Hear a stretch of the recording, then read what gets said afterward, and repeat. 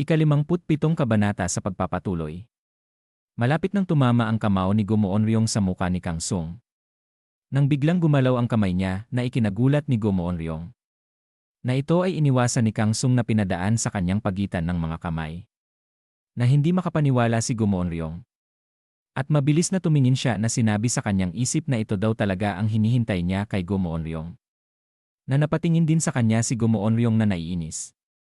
Na malakas na sinuntok niya si Gomoonryong na napatilapon sa malayo na sinabi pa sa isip ni Kang Sung na sandaling ibaba daw niya ang kanyang depensa at susubukan daw niya na ibigay ang finishing blow. Na napatingin sa kanila ang mga ito na kanilang ikinagulat. Pati na sina sect leader Baek Sanho at sina Jipyong. At pagkatapos ay makikita si Gomoonryong na naiinis. Na mabilis na sinundan ng atake ni Kang Sung ng kanyang balikat na hinarang ni Gomoonryong.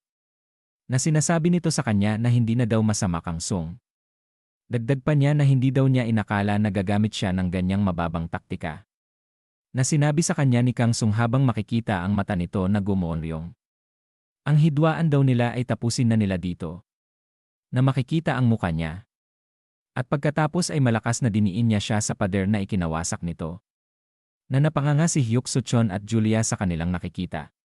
Na napangiwi naman ng bibig si sect leader Baek Sanho habang may nagliliparang mga tipak na bato sa kanyang harapan. Na nagulat din sina Kim Jae-ho at si Chua sa kanilang nasasaksihan. Na si Gomoonryong ay napasigaw sa sakit sa ginawang atake ni Kang Sung. Makikita ang muka niya na seryoso. Na mas idiniin pa niya sa pader hanggang sa ito ay mawasak. Habang nakatungtong sa bangin si Lee Si-won ay napansin niya ito na nagtataka. Na ito ay seryosong nakatingin sa itaas.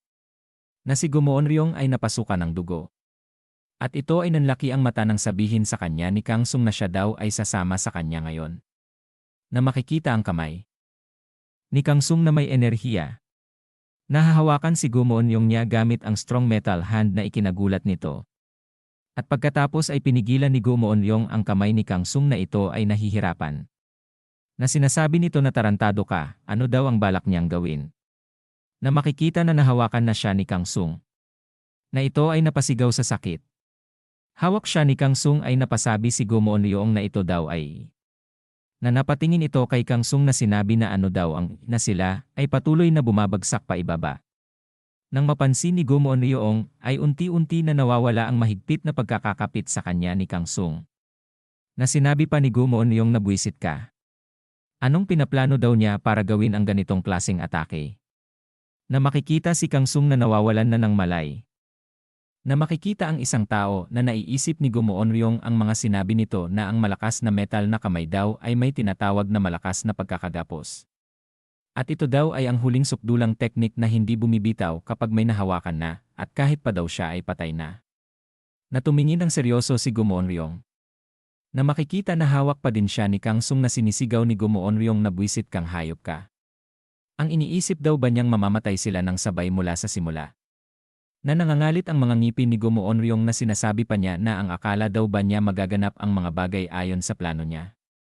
At pagkatapos ay iniligay niya ang kanyang paa sa katawan ni Kang Sung na sinasabi pa niya na sawang-sawa na daw siya na makita siya sa buhay na to. Na malakas na itinulak siya sa ibaba na sinigaw pa niya na mag-isa daw siyang pumunta sa impyerno. Na ito ay nakita ni Lee Si-won. Pagkatapos ay mabilis itong tumakbo sa mga bangin. Na makikita si Gomoonryong ay nakapatong na sa bato. Na makikita ang muka nito na nakatingin pa din kay Kang Sung na sinasabi sa isip na muntik na daw iyon. Buti na lang daw at naubusan na siya agad ng lakas habang umaatake. At bigla siyang may napansin. Ito pala ay si Lee Si-won na mabilis na tumatakbo para kunin si Kang Sung. Na makikita ito na napasabi si Gomoonryong na ang batang iyon daw ba ay si Lee Si-won.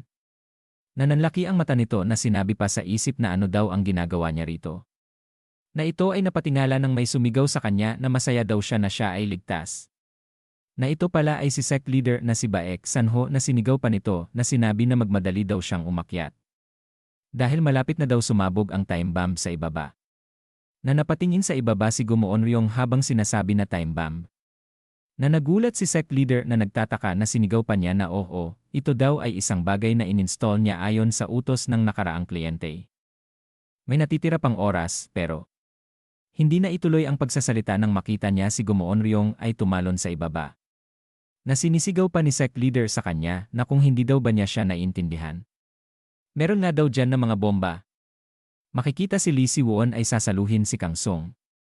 Na ito ay nagawa niyang saluhin pagkatapos ay umikot siya sa ere upang humawak sa bato. Ngunit siya rin ay nakabitaw na nahulog silang dalawa. Na mabilis na nasalo ni Great Stone Ape ang kamay niya. Na sinabi nito sa kanya na kung ayos lang daw ba siya. Natumugon si Lee Si-won na sinabi nito oho. Ayos lang daw siya ngunit si Big Brother Kang Sung daw ay. Na hindi na niya ito na ituloy nang makita niya si Gumuon Ryong sa likuran ni Great Stone Ape. Na makikita itong nakatingin sa kanila. Nakasampa na sila sa tulayan habang nakatingin sila kay Gumuon Ryong na sinabi ni Great Stone Ape na ang taong iyon daw ay si. Na hindi na naituloy ang pagsasalita nang makita niya si Lee Si-won ay naglabas ng enerhiya. Na makikita ang muka ni Gumuon Ryong na nakatingin sa kanya. Habang si Lee Si-won ay seryosong nakatingin din sa kanya habang naglabas ng enerhiya. Na napangiti ito na napasabi na siya daw pala talaga yon. Na mabilis na sumugod sa kanya si Lee Si-won na ito ay tumalon upang maiwasan. Na sinabi sa kanya ni Gumuon Ryong. Habang makikita siya na mukhang nakayanan daw niyang makabawi mula sa mga natamo niyang mga pinsala. Sinabi pa ni Gumuon Ryong sa kanya na pero kung gusto pa daw niyang humaba ang kanyang buhay, hindi na daw dapat siya gumagala sa ganitong klaseng lugar. At pagkatapos ay tumalon na siya paitaas habang siya ay sinusundan ni Lee Si-won na sinasabi pa niya na babalik na daw siya dahil paubos na daw ang oras niya, pero mag-ingat daw siya na huwag nang ipakita ang mukha niya sa harap niya sa hinaharap. At baka daw patayin na niya siya kapag nakita niya ulit ang mukha niyang nakakainis. Nang biglang nagulat siya nang maramdaman niya si Lee Si-won. Na ito ay mabilis na napunta sa kanyang harapan na susuntukin siya. Nasinigaw na sinabi ni Lee Si-won na kung sa tingin daw ba niya na siya ay makakatakas. Nananlaki ang mata nito. Na isang malakas na suntok ang pinakawalan ni Lee Si-won na ikinatalsik ni Gumuon Ryong paibaba. At dito na po nagtatapos ang ika-57 kabanata.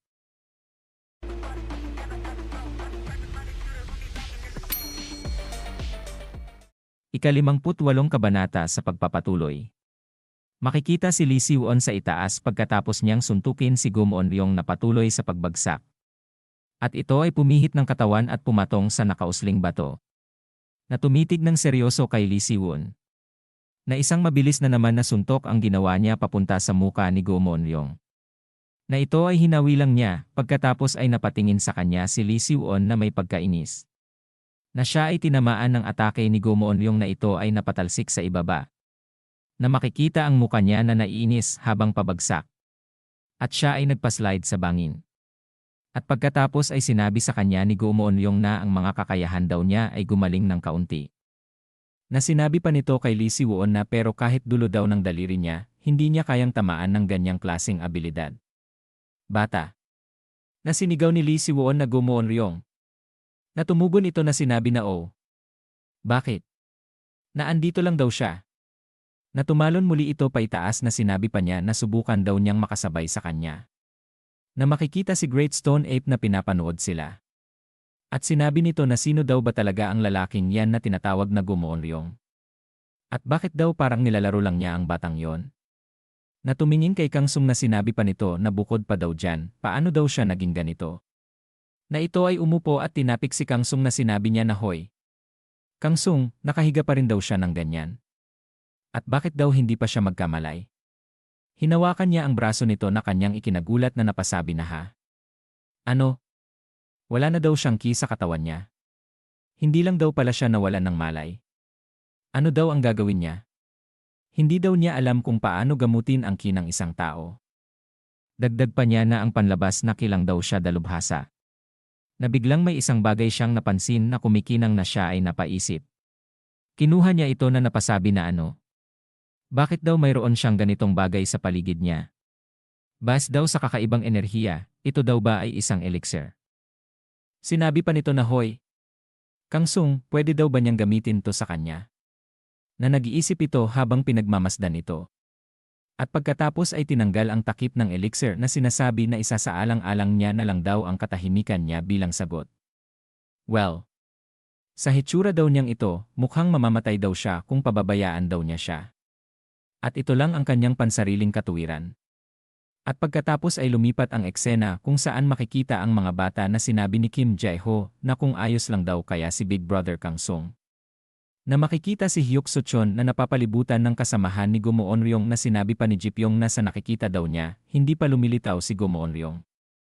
Ang ibig daw sabihin, naglalaban pa daw sila doon sa ibaba. Pero sabi ni Assistant Sec Leader, hindi daw tayo pwedeng tumapak ni isang hakbang, kaya hindi daw nila pwedeng tingnan mismo. Na sinabi naman ni Hyuk Soo-chon sa kanyang isip na anong gagawin daw niya. Dapat na daw ba niyang sumugod at sundan si Kuya Kang Sung papunta sa mas mababang bahagi ng kuweba? Dagdag pa niya sa isip habang makikita sa likuran niya sila Ji-pyong na pero kung gagawin daw niya yon, may iwan daw niya sila dito, kaya hindi daw siya pwedeng basta-basta umalis. Na sinabi naman ng isang kasamahan ni Go Moon-ryong na bakit daw hindi pa umaahon ang boss. Na tumugon sa kanya si Boy labo na may nangyari daw ba kaya sa kanya. Na sinabi sa kanila ni Julia na itigil daw niya ang pag-iisip tungkol sa boss at mag-focus na lang daw sa batang yan. Na napatingin siya sa gilid nang mapakinggan niya ang pangalan niya. Na sinabi sa kanya ni Sec Leader na si Baek Sanho na mukhang kailangan daw niyang bumaba para hanapin si Go Moon-ryong. Na nagulat si Julia sa kanyang narinig nang sabihin pa nito sa kanya na sa totoo lang daw, may mga time bomb na na-activate daw sa mas mababang bahagi ng kuwebang ito. Makikita ang nasirang pader na sinabi ni Julia na time bomb. Natumugon si Sec Leader Baek Sanho na oo. Siya daw ang nag-install ng mga iyon para alisin daw ang anumang bakas ng Key of Eternity. Dagdag pa niya na ilang minuto na lang daw bago ito sumabog. Kahit sa mas mababang bahagi lang daw, kung mahuli siya sa pagsabog, maaaring malagay daw sa panganib ang buhay niya. Na sinabi sa kanya ni Julia na huwag daw niya siyang patawanin. Na sinabi pa sa kanya ni Julia habang ito ay mumiti na immortal daw ang boss. Karamihan daw sa mga pagsabog ay hindi siya tatablan at tiyak daw na hindi siya mamamatay. Sinabi pa nito habang nakatingin sa kanila si Boy labo na pero dahil wala naman daw dahilan para sadyain niyang ilagay ang sarili sa panganib.